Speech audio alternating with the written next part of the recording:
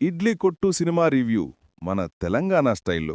Rating 2.5/5 average cinema లెక్క. కథ ఏంటంటే మామా, కథ పాతదే గురువు. రాజ్ కిరణ్ తండ్రి ఊలే ఇడ్లీ కొట్టు పెట్టుకుని ఉంటాడు. ధనుష్ కొడుకు మాత్రం అరే నేనేంది ఇడ్లీలమ్ముడు అనుకొని మంచి లైఫ్ కోసం బ్యాంకాక్ పోతాడు.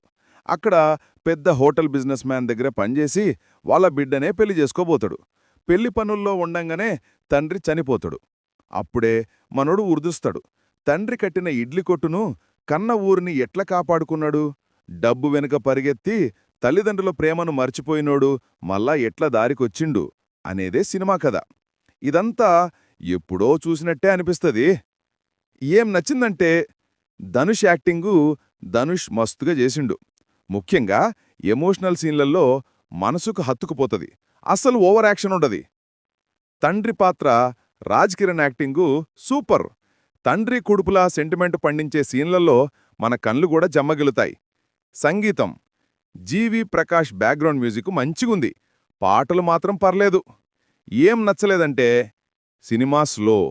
సినిమా ఫస్ట్ హాఫ్ పర్లేదన్నట్టున్నా సెకండ్ హాఫ్ భయానకంగా నెమ్మదిగా సాగుతది. చాలా చోట్ల సాగదీసిండ్రు. రొటీన్ కథ, మధ్యతరగతి పేద ధనిక అనే కాన్ఫ్లిక్టు పాతదే. కథనం కొత్తగా అనిపించేది. బోర్ కొట్టింది. ఎమోషన్ పండించాలనుకొని ఓవర్ డ్రామా పెట్టిండ్రు.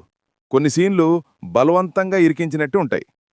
ఫైనల్గా ఏంది సంగతంటే మొత్తం మీద ఇడ్లీ కొట్టు అనేది ఒక routine family drama. Dhanush acting, sentiment సీన్లు మంచిగున్నాయి, కానీ చాలా స్లోగా సాగుతుంది కాబట్టి ఒక్కసారి ఓపిక ఉంటే చూసేయచ్చు. లేదంటే బోర్ కొట్టే ఛాన్స్ ఉంది.